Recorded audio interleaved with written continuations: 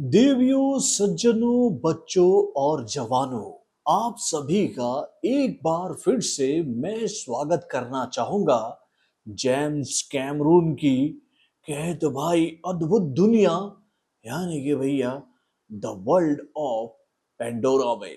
तो भैया फाइनली आज जेम्स कैमरून के डायरेक्शन में बनी फिल्म अवतार फायर एंड एस का जो ट्रेलर है वो आज जारी किया जा चुका है हर एक सोशल मीडिया प्लेटफॉर्म पर इस बात की जानकारी के साथ कि भैया जेम्स कैमरून की इस अद्भुत दुनिया को आप तीसरी बार सिनेमा घरों में देखने के लिए हो जाइए तैयार। इसी साल 19 दिसंबर को यानी कि भैया ये फिल्म मल्टी लैंग्वेज में यानी कि भैया पैन इंडिया के तहत हिंदी, तमिल, तेलुगु, मलयालम और कन्नड़ा लैंग्वेज के माध्यम से लॉन्च की जाएगी इंग्लिश के साथ 19 दिसंबर को इसी साल के अंत में भाई क्रिसमस के शुभ अवसर पर।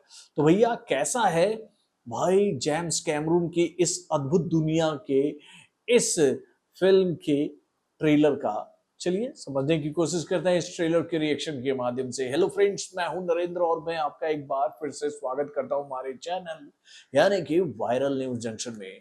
तो दोस्तों आप लोगों को याद ही होगा कि भैया इस फिल्म को लेकर ये जानकारी तो ऑलरेडी हम लोगों के सामने आ चुकी थी कि भैया बहुत जल्दी इस फिल्म का ट्रेलर जो है वो हम लोगों के सामने रख दिया जाएगा। लेकिन इससे पहले कि इस फिल्म का ट्रेलर हम लोगों के सामने आता कि भैया ये खबर अब्रॉड से निकलकर हम लोगों के सामने आ गई, हॉलीवुड से निकलकर हम लोगों के सामने आ गई कि भैया इंडिया में ही फिल्मों के ट्रेलर और फिल्म लीक नहीं होते मेरे भाई, हॉलीवुड में भी ये घटनाएं जो हैं वो घट जाती हैं बड़ी बड़ी फिल्मों के साथ। यानी कि भैया इस फिल्म का ट्रेलर पहले ही सोशल मीडिया प्लेटफॉर्म पर लीक हो गया था, जिसकी वजह से भाई फाइनली इस फिल्म के मेकरों ने ये फैसला कर लिया कि भाई जब फिल्म का ट्रेलर लीक हो ही चुका है तो भाई अब ऑफिशियली घोषणा कर दो कि ये फिल्म आ रही है सिनेमा घरों में।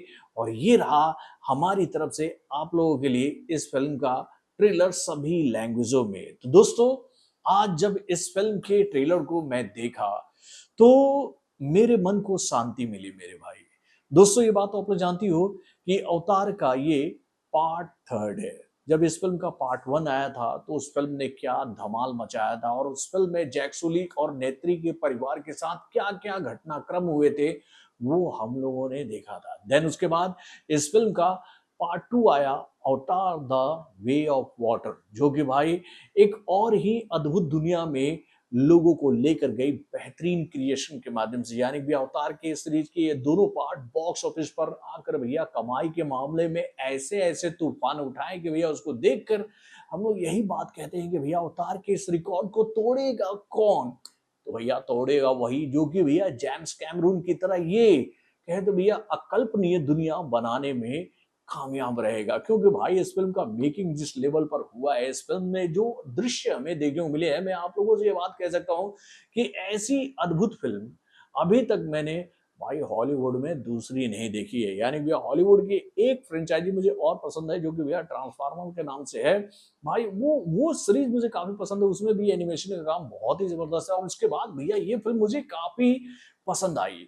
तो दोस्तों आप लोगों को याद ही होगा कि जब अवतार का पार्ट टू आया था यानी कि अवतार द वे ऑफ वाटर, उसमें हमें कहानी अजीब सी थोड़ी सी लगी थी ना, अद्भुत सी कहानी लगी थी ना कि अचानक भाई पेंडोरा के निवासी क्यों अपनी मूल जमीन को छोड़कर इधर उधर भटक रहे हैं, कहीं कहीं जाकर भैया वो लोगों से मदद मांग रहे हैं और दूसरे कबीलों के साथ रहने के लिए मजबूर हो गए हैं। क्योंकि भैया जब अवतार का पार्ट वन आया था तो उसमें हम लोगों ने देखा था कि भैया पेंडोरा के लोगों के बीच में जिस तरह से इंसानों ने तबाही मचाई थी उसका बदला लेने के लिए पेंडोरा के लोगों ने क्या किया था। यानी भैया इंसानी ताकतों को पूरी तरह से नेस्तो नाबूद करके उनको पेंडोरा से वापस पृथ्वी जाने पर मजबूर कर दिया था। और उसके बाद जैक्सुली भाई नेत्री के साथ मिलकर पेंडोरा के निवासियों के कहें तो भाई सिरमौर बन गए थे और उनका रख रखाव करने का जिम्मेदारी जो है वो इनके ऊपर आ गया था।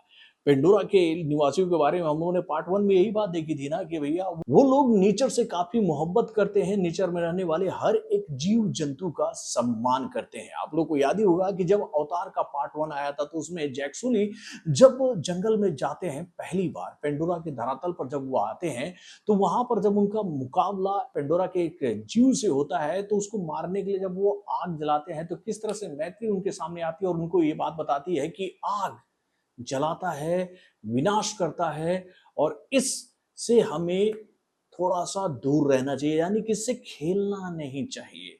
यानी कि भाई पेंडोरा के लोग जो हैं वो नेचर को मोहब्बत तो करते हैं, नेचर का सम्मान तो करते हैं, नेचर के हर एक तत्व का सम्मान करते हैं, लेकिन वो ये बात भी जानते हैं कि भैया नेचर की कौन-सी शक्ति नेचर का दुश्मन बन सकती है। और भाई क्यों पेंडोरा के लोगों को अपनी धरातल को छोड़कर जाना पड़ा? उनके साथ ऐसा क्या हुआ कि जिसकी वजह से वो वन-वन भटकने लग गए? इस सवाल का जवाब इस बार इस पार्ट के माध्यम से हमें देखने को मिल जाएगा। यानी भैया ये जो ट्रेलर हम लोगों के सामने आया है, इसमें ये बात हमें देखने को मिल रही है कि भाई जब इंसानों ने पेंडोरा के पूरे धरातल को कहे तो भैया नेस्तो नाबूद कर दिया था। वो जो बड़ा सा वृक्ष हमें पार्ट 1 में देखने को मिला था, जिसे पूरी तरह से डिस्ट्रॉय कर दिया गया था इंसानों के द्वारा, जो कि जलकर राख हो गया था, खाक हो गया था। और पेंडोरा के जो निवासी उस पेड़ में रहते थे अपने परिवारों के साथ, वो दर-दर भटकने के लिए मजबूर हो गए थे। तो उसके बाद हुआ क्या? यानी कि भैया उस अग्निकांड के बाद जो वहां पर राख बची थी,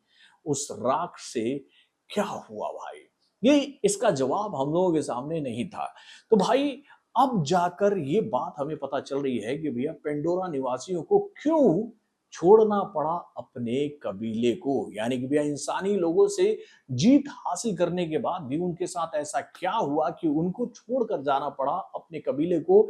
इसका कारण इस बार हम लोगों के सामने आ गया फायर एंड एश के रूप में। यानी कि भैया पेंडोरा के धरातल पर एक समुदाय ऐसा भी है जो कि भाई विनाशकारी शक्तियों से पूरी तरह से लैस है, जो कि भैया पेंडोरा के लोगों को कतई पसंद नहीं करते हैं, उनके कहे तो भैया संस्कृति का सम्मान नहीं करते हैं, उनके विपरीत इनकी सोच है। यानी कि भैया पेंडोरा के जो लोग नेचर को बचाने की कोशिश करते हैं, तो वहीं पर एश एंड फायर की जो टीम है वो इसको डिस्ट्रॉय करने पर विश्वास करती है। और इस बार हमें यही बात देखने को मिल रही है कि भाई ये जो विनाशकारी जनजाति पेंडोरा के धरातल पर रहती है, उसको साथ मिल गया है किसका? तो भैया इंसानों का। यानी कि भाई इंसान यहाँ भी अपना वो रणनीति चला रहे हैं कि भाई फूट करो और राज करो। यानी कि भाई पेंडोरा के लोगों के सामने आकर खड़े हो जा रहे हैं। कौन? तो भाई ये विनाशकारी शक्ति लोग। और इनके पीछे कौन है? तो इंसान। तो दोस्तों वाकई में ट्रेलर बहुत ही जबरदस्त है, और इस ट्रेलर में जो क्रिएचर्स हमें देखने को मिले, जो नए नए जीव जंतु देखने को मिले यार, वो जो एक उड़ता हुआ जहाज जो नजर आ रहा है एक अलग ही क्रिएचर के रूप में, और उसमें बैलून्स लगे यार, मतलब कि वो विजुअल्स यार, मतलब कि क्या है यार, क्या जेम्स कैमरून सोचते हैं यार। उन्होंने ये जो क्रिएशन किया है ना, एक बार फिर से उन्होंने ये बात बता दी है कि भाई आपने पार्ट 1 में जो देखा, पार्ट 2 में जो देखा, अब पार्ट 3 में आपको उससे कहीं ज्यादा बेहतर दुनिया में दिखाऊंगा। यानी कि भाई आपने जल की शक्ति देख ली, आपने वन की शक्ति देख ली, अब आप अग्नि की शक्ति देखोगे। यानी कि भाई इस बार जब फायर एंड एश की एश समुदाय का जब सामना होगा पेंडोरा के लोगों से, तो भाई ये बहुत ही खतरनाक मुकाबला होने वाला है।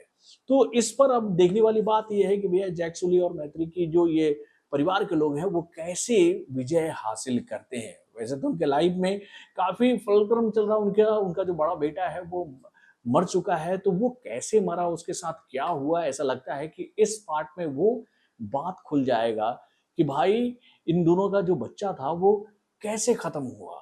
तो दोस्तों वाकई में ट्रेलर बहुत ही जबरदस्त है यार, ट्रेलर देखकर मजा आ गया। और इस ट्रेलर को देखकर तो भाई अब कहें तो अंदर में ये कुलबुलाहट हो रही है कि भाई कब आएगा 19 दिसंबर।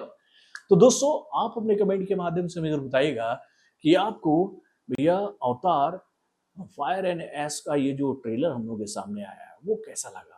अपने कमेंट के माध्यम से हमें जरूर बताइएगा। तो बॉलीवुड से जुड़े और भी कई सारे खबरों को जानने के लिए हमारे चैनल यानी कि को लाइक करना ना भूलिएगा, और बड़े अपडेट्स को जानने के लिए बेल आइकन को जरूर दबाइए।